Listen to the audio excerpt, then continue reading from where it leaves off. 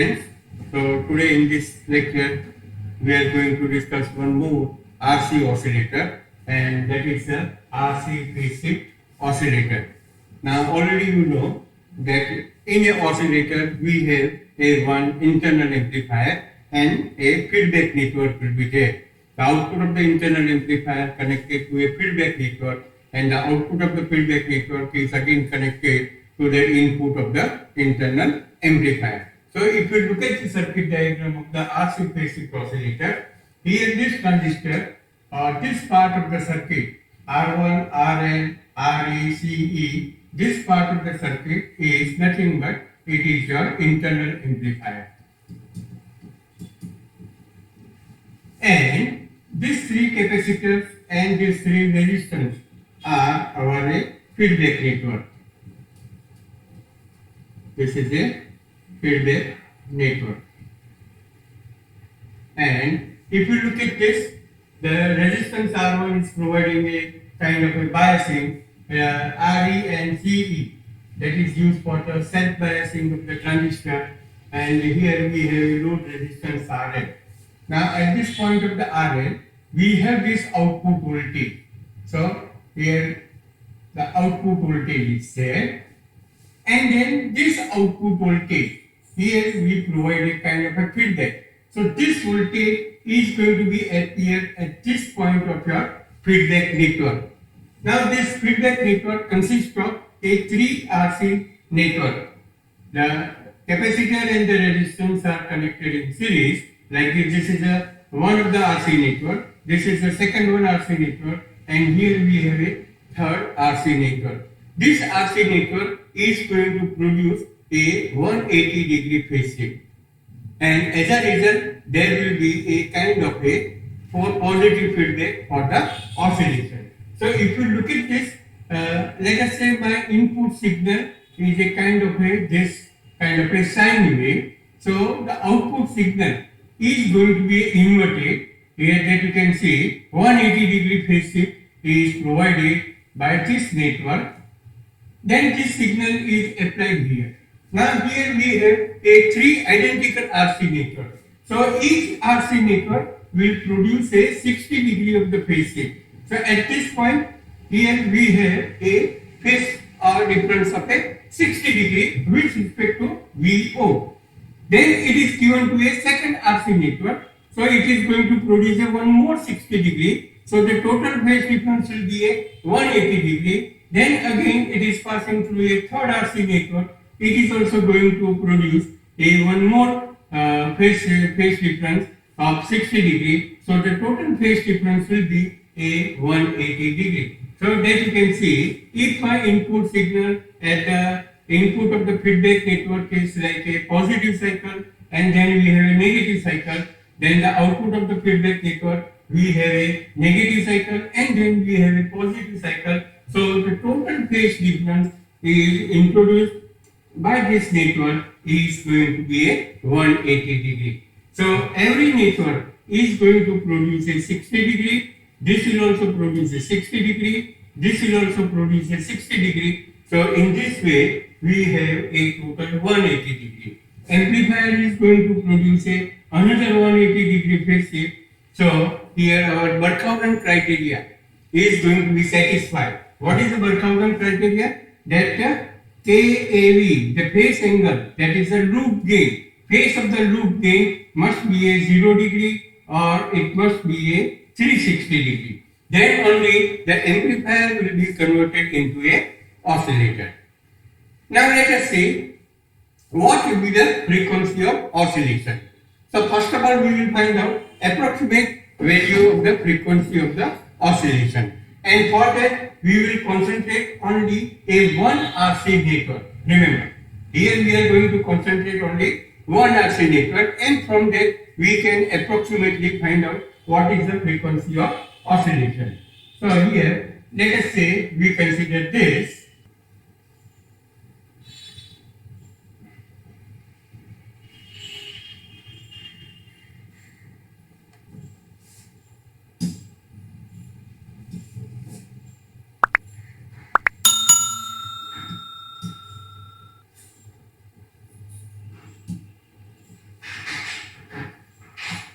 here you can have a single RC network, and from this we will find out, we will draw a phasor diagram for this RC network, and from that we can calculate what is the frequency of oscillation. So let us say here at the input, my input voltage is this, and the output voltage of the RC network is this. Correct? Now we know that here capacitor and the resistance, they are connected in series. So whatever the current due to input voltage is there, this current is going to be flow in the capacitor as well as in the resistance. Correct? So here we can write that output voltage VO, that this output voltage VO equal to, we can write I into R.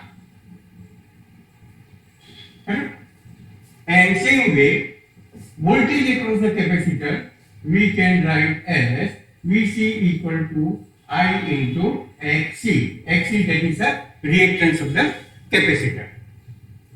Now, if we draw a phasor diagram, then you will get the idea of the phase difference between the input voltage and the output voltage. So, in a phasor diagram, if we draw the phasor diagram for the resistance, then in a resistance, the current and the voltage both are in the same phase. Remember, here in the resistance R, the I and V are in same phase. Correct? So if I will draw a phasor diagram for the resistance, then I can draw in this way.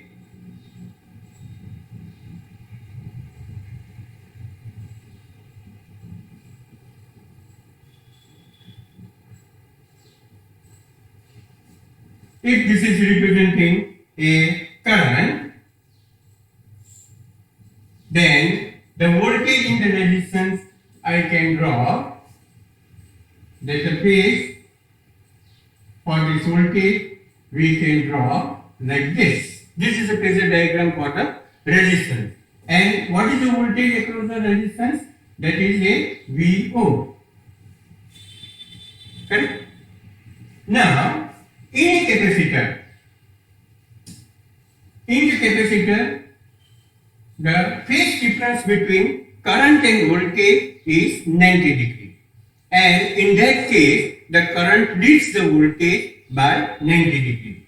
The phase difference here, the I leads the voltage by 90 degree. Correct? So already we have a current in a x-axis, so I have to draw a voltage, and that voltage will be on a y-axis, and it leads the current. So here you can draw this a VC, and the phase difference between these two is a pi by 2. Correct? So this is a phasor diagram for a RC network. Now let us see what is the resultant voltage, and that resultant voltage will give you the VI. Remember. So for that, here we can have a kind of a vector addition of these two. So my resultant vector will be this, and that is the VI. So this VI is making an angle with the VO, that is a theta. The phase difference between my input voltage and the output voltage is going to be a theta, and from that we can calculate the frequency of oscillation. So here if we calculate this,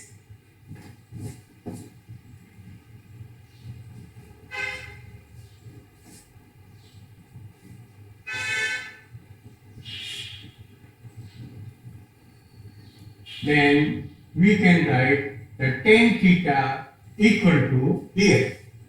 The tan theta will be equal to a opposite side, that is my VC, and the adjacent side, So here it is the ratio of a VC by VR.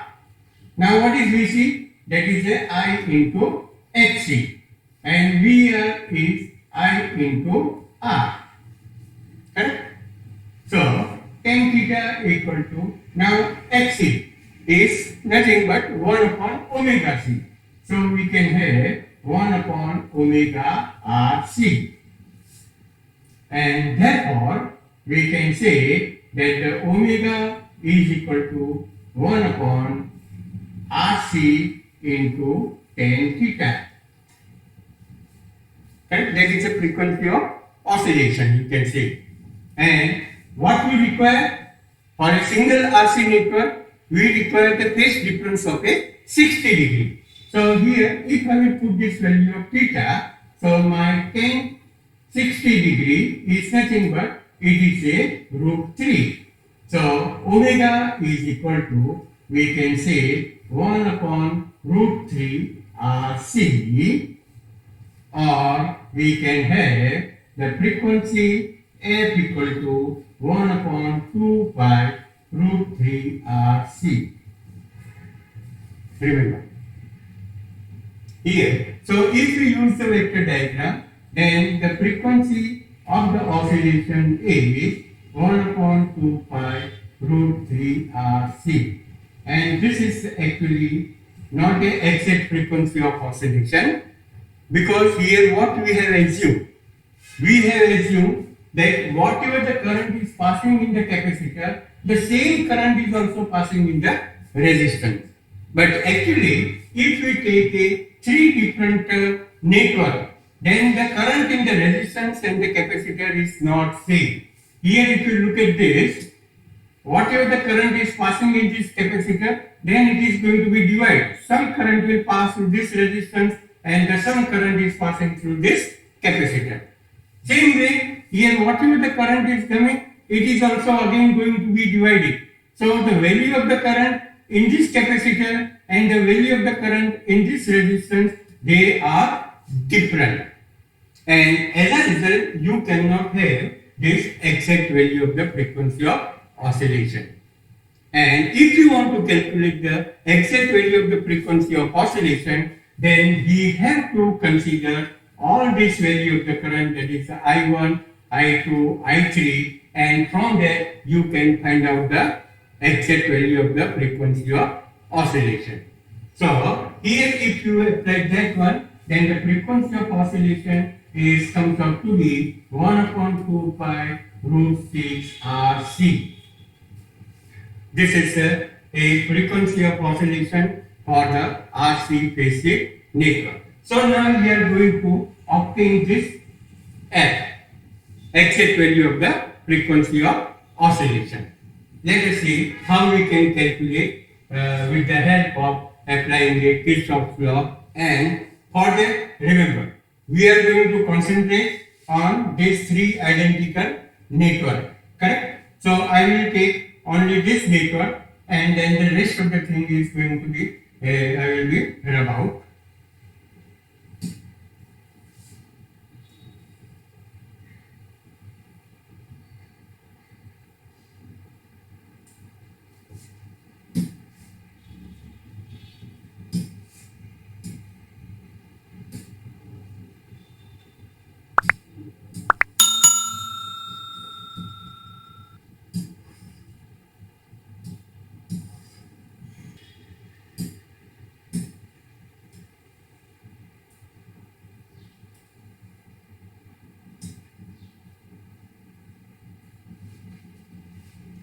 So now we will concentrate on this RC network, and here in this RC network, if you see that this is my feedback part and this is the output of the amplifier circuit. So the output voltage of the amplifier is going to be appear across the input of this RC network, and whatever the output voltage of the RC network is there, that you can say it is actually a feedback voltage and it is given to a amplifier circuit. Correct? So we have to find out the relation between the VO and VL, and that will give you the gain of the amplifier. Remember, the gain of the amplifier is given as VO by VN. So once you calculate the gain of the amplifier, then you can calculate what is the frequency of oscillation. Because the K into AV is equal to 1, that is the Barkhousен criteria. So either you calculate a feedback factor or you calculate the gain of the amplifier, you can calculate the frequency of oscillation. Now, whatever the output voltage of the amplifier is here, due to that, there is a flow of a current in this capacitor. Now, this current is going to be divided. Some of the current will pass through this resistance and the sum of the current is passing through this capacitor. Again, whatever the current is passing in this capacitor, it is going to be divided in this resistance and then sum of the current is passing through this capacitor. And finally, that current is also passing through this resistance. Let us say the current in this resistance is I1. Means the current in this capacitor will be also a I1. Current in this resistance is I2. Then we can say the current in this capacitor is I1 plus I2. And the current, if we consider the current in this resistance is I3, so my total current is I1 plus I2 plus I3 is present. So here the current in every resistance is different. Current in every capacitor is also a different. And if we apply now Kirchhoff's law, we can find out the relation between the output voltage of the amplifier and the input voltage of the amplifier. Okay. Now, here if we apply a Kirchhoff's law or a Ohm's law across this resistance R, then we can write the VI equal to V is equal to I into R. So that is a I1 into R. Now I will apply a Kirchhoff's law to this network. Remember, to this network means that voltage across this resistance will be a I2 into R, and that will be equal to voltage across this capacitor plus the voltage across this resistance. So here we can write that I2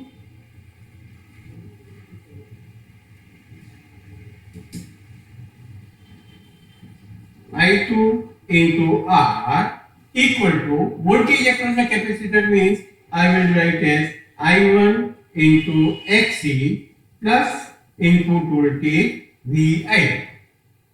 Correct? I1 Xc plus Vi. Okay. Now we apply a Kirchhoff's law to this network. The second loop. Correct? And in that case, if you write the expression, means voltage across this is a I3R, and that is equal to voltage across this capacitor, and that will be a I1 plus I2 into Xc plus the I1 into Xc plus we can have a Vi. So voltage across this resistance equal to voltage across this capacitor plus the voltage across this and the output voltage. So this is the Kirchhoff's law. And finally here we will write a Kirchhoff's law for this, a complete loop. Means here, from here to here. So in that case we can have the output voltage. Correct? So that output voltage is given as this output voltage equal to a voltage across this capacitor plus voltage across the second capacitor plus the voltage across the third capacitor, and finally this input voltage will be there. So here we can write I1 plus I2 plus I3 into XC plus I1 plus I2 into XC plus I1 into XC plus VI. I1 plus I2 X3 means the voltage across the first capacitor. Now I1 plus I2 into Xc, that is the voltage across second capacitor. I1 Xc is the voltage across the third capacitor. Correct? So now here, if you see I1 Xc, I1 is present here, Xc is multiplied. I1 is present here, Xc is multiplied, and the I1 Xc is also there. So you can take the summation of this. Same way, the I2 is also present here, I2 is also present here. You can take the summation of both the current. So we can write the output voltage of this circuit is that output voltage of this. So here I1, I1, I1. So we have 3 I1 equal to a 3 I1 plus I2 and I2 is there. So it is 2 I2 plus we have I3 and that is a XC plus VI. Correct? So you can give the equation number that is 1. This is the equation number 1. Here we have equation number 2, and this one is my equation number 3. Okay. Now, if you see, look at this equation 3, then in this equation the VO is also present and the VI is also present. But whatever the current I1, I2 and I3 is there, it is unknown. So if we can calculate this I1, I2, I3, then we can find out the relation between the input voltage and output voltage. So how we can calculate this I1, I2 and I3? So that you can find out from the equation number 1 and 2. So from the equation 1, here VI is equal to I1 into R is there. It means that I1 is equal to, we can say, VI by R. That means I have calculated the I1. Now I want to calculate the I2. So what is the expression for the I2? That is a I2 R equal to I1 into XC plus VI. Correct? And therefore the I2 is equal to, we can say, I1 into XC by R plus VI by R. But what is I1? Is VI by R.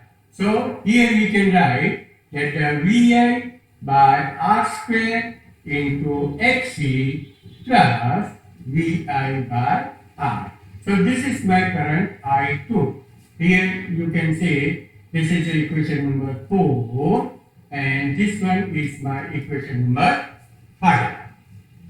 So we have calculated the I1, I2, and now we will calculate what is I3. So I3 is given by this. So here if I will write then I3 into R, so that is given by this equation. Remember, here I forgot to give this number. This is the equation number 2a. I3R equal to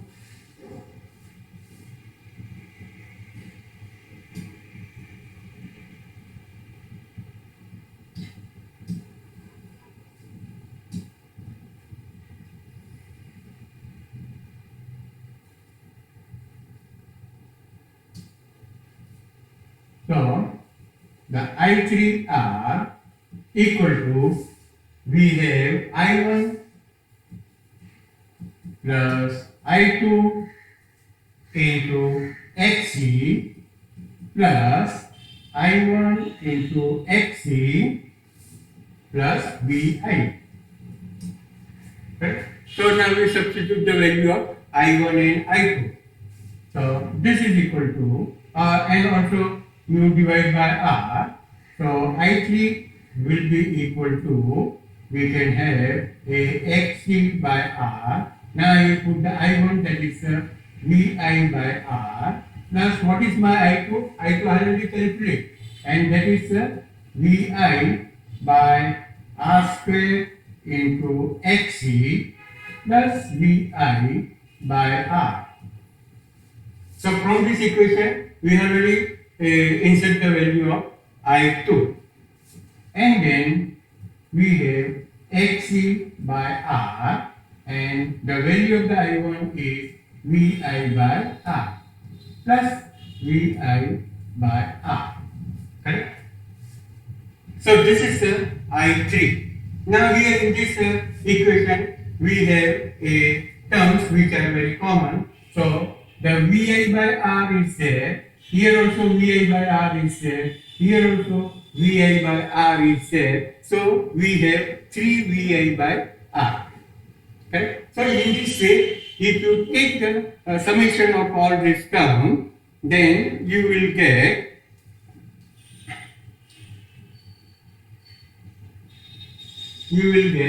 a, this is equal to, here, remember, VI by R, this is another VI by R, and third VI by R.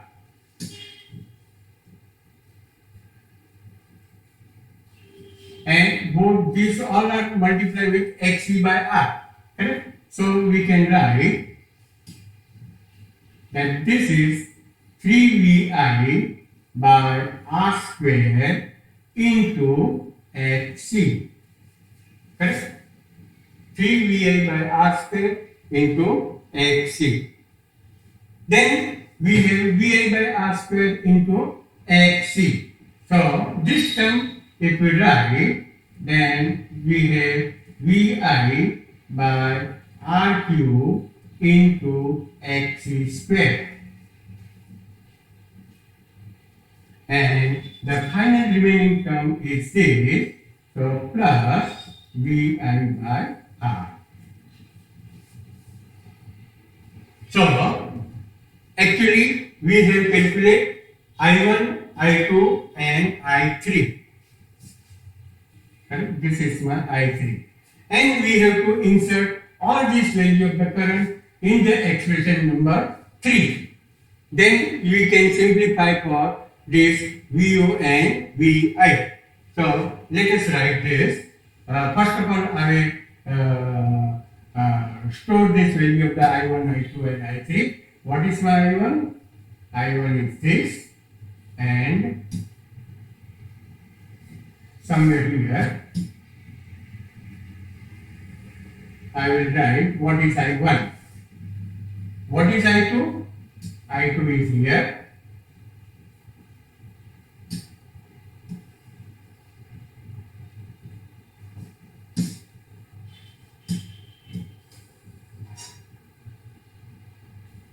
And I3. So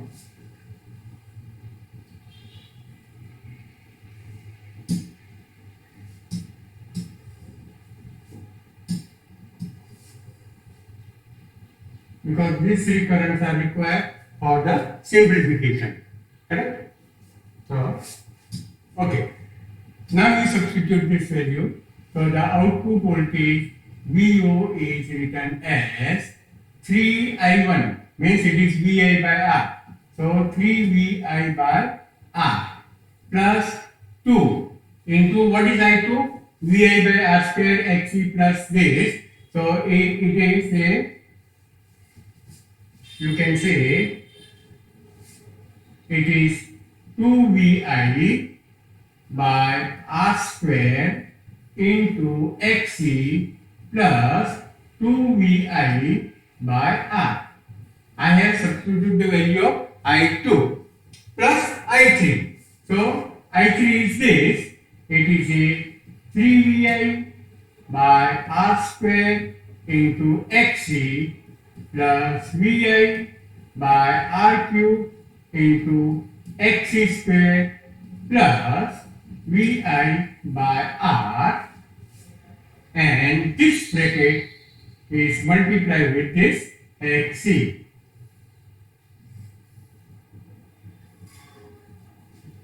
And finally, plus we have VI. Right? Simply I have substituted the value of I1, I2 and I3. Okay, now we take the summation. Here if you look at this expression, then the 3VI by R is here, then the 2VI by R is there, and one more VI by R is there. Means we have a 6VI by R. So this is equal to a 6VI by R. Correct? So 1, 2 and 3 terms are going to be eliminated, means we have considered the summation. Now if you look at this, 2VI by R square.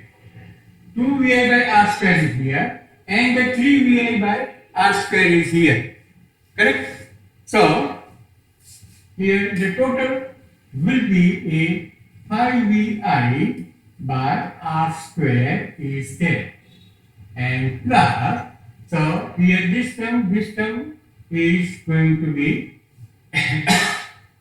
added, and the remaining term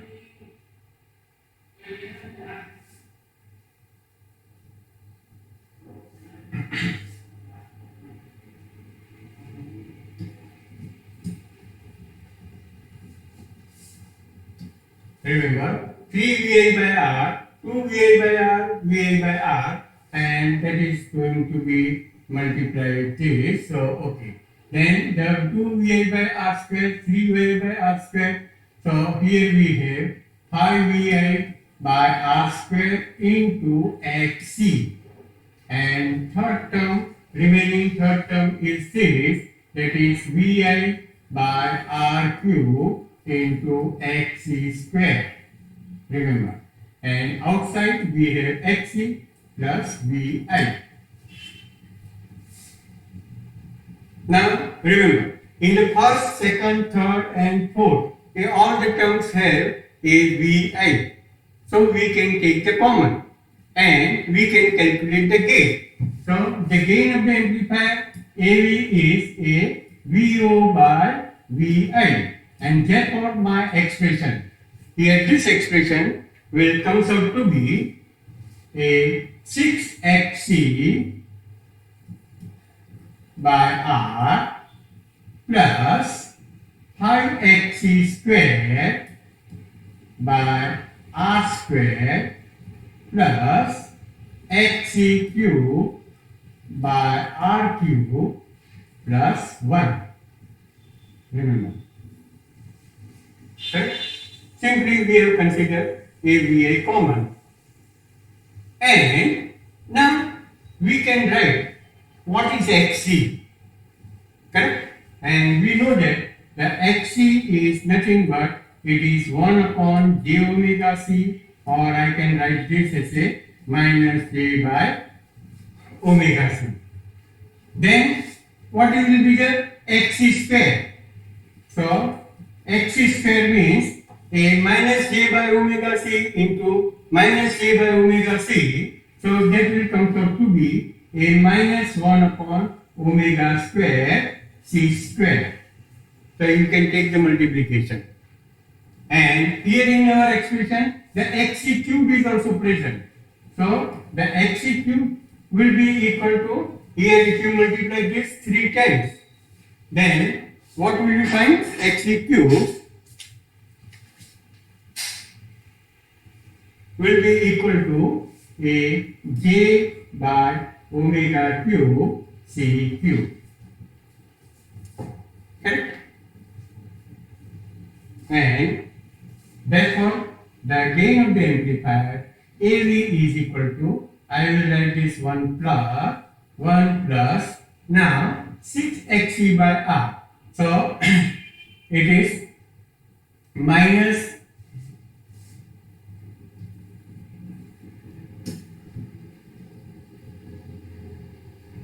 okay. So first of all we will write this 6xc by r. So what is the value of xc? Minus j omega c. So 1 minus j 6 by omega c. And no doubt it is multiplied with r also. Then in the second term x square is there. So it is minus 1 upon omega c square.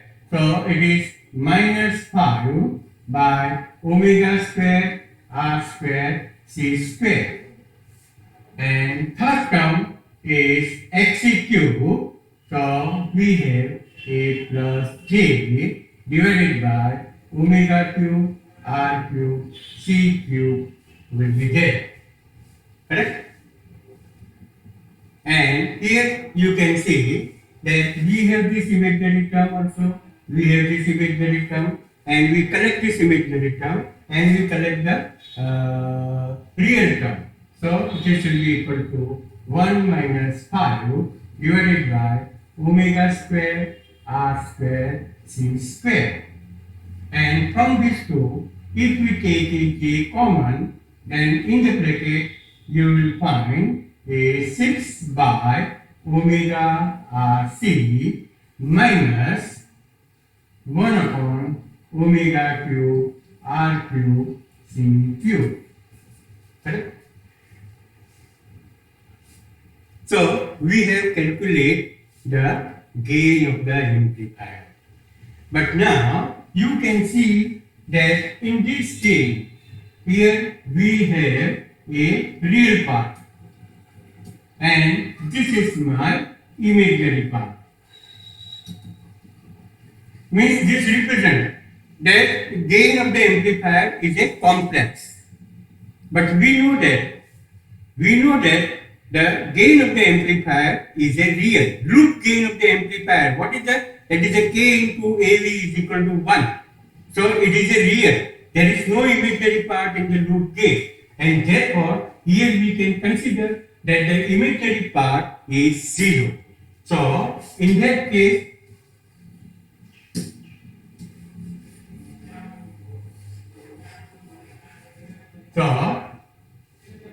here, by taking this imaginary part,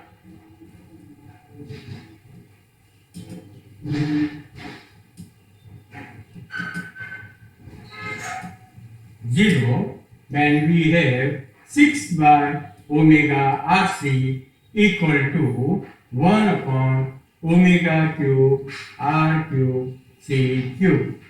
Correct? And here the omega r and c will be cancelled. So here you have a 2, and if we simplify, so omega square r square c square is equal to 1 upon 6. And therefore the omega square is equal to 1 upon 6 r square c square, or we can say that the frequency of the oscillation is 1 upon 2 pi root 6 rc.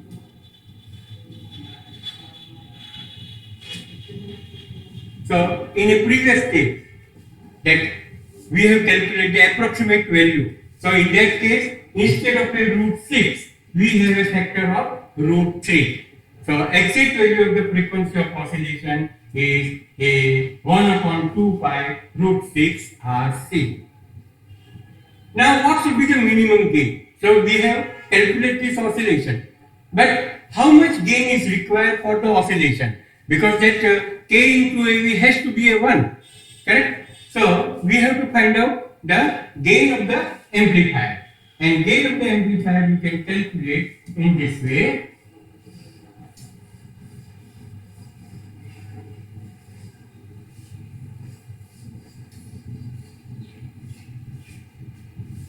So actually, what is the expression for the gain of the amplifier? AV is equal to OP.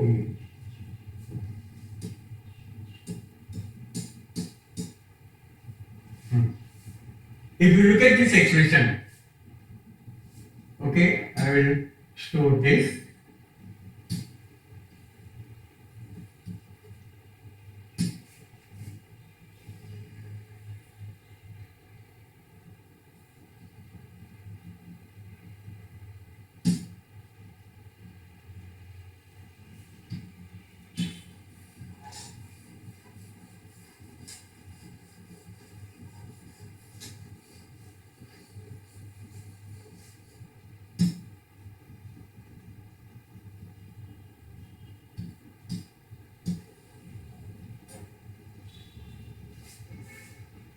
So look at this expression. We have a real term also and the imaginary term.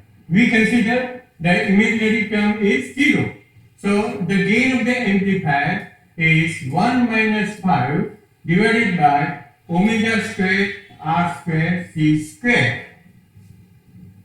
But what is 1 upon omega square r square c square? Here already we have calculated that the omega square r square c square is equal to 1 upon 6.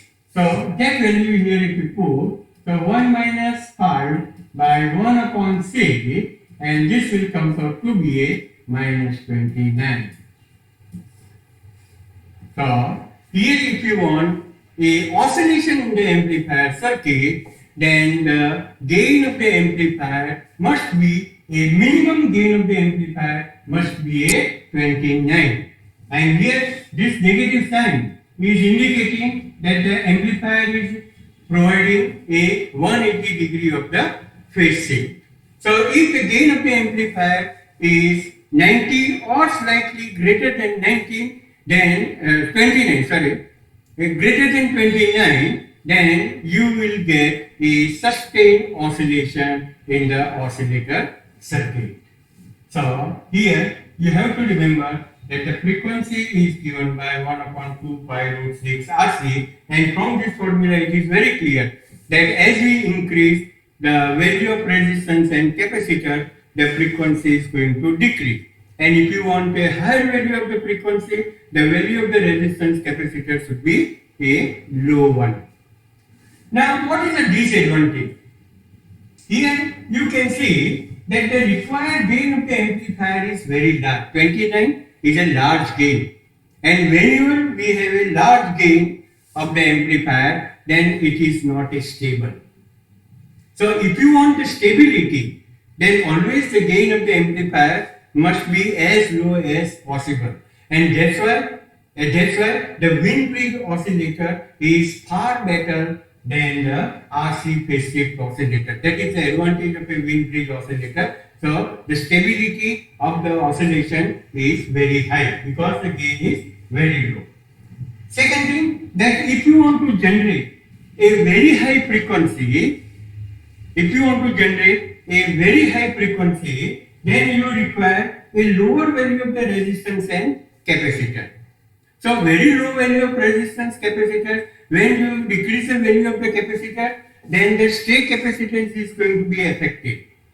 So you cannot generate the exact value of the frequency of oscillation. So RC phase shift oscillator is normally used for generating a low frequency, like 100, 200, 500 or 1K, 10K hertz, but not 100 kilohertz or 500 kilohertz, because the required value of resistance capacitor will be a very low. Third thing, if you see that if I want to change the frequency, I have to change the 3 capacitor or I have to change the 3 resistance simultaneously. Because here in this case, we have considered the identical value of the capacitor, identical value of the resistance. So if you change one of the capacitor or one of the resistance, then the frequency will change. But in that case, your formula will be different. Here, so simultaneously, you require a 3 variation in the capacitor or in a resistance. Correct? Okay. Now one small question. That here we are using a 3 RC network like this.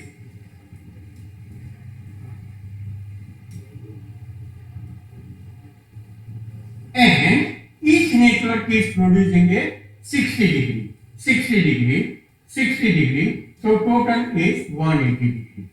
So it is necessary that we have to use only a 3 RC network. Can we use a 4 RC network? Can we use a 2 RC network? Remember, our purpose is to produce a 180 degree of phase shift. So instead of a 3 RC network, here, if I will use one more RC network, then I have to select the value of the capacitor and resistance such that it will generate a 45 degree 45 degree, 45 degree here, and the 45 degree, so you will get a 180 degree of phase shift.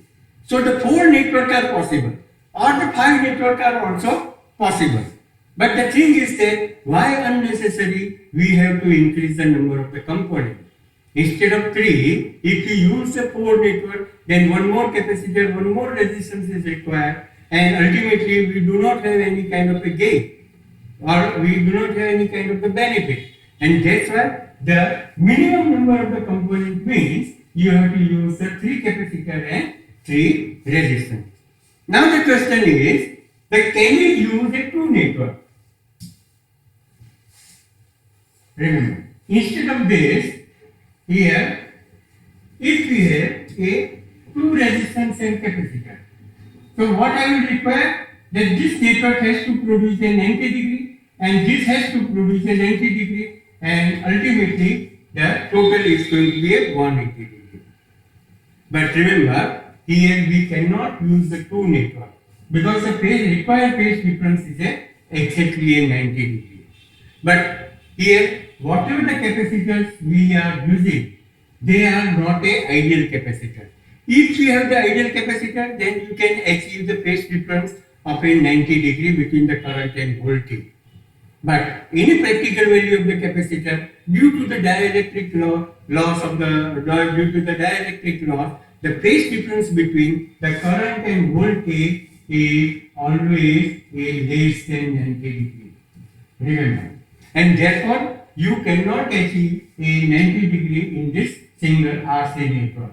So here, if you use a 2 RC network, you cannot have a phase difference of 180 degree. It will be slightly less than that, and it is not going to satisfy the Barkhausen criteria.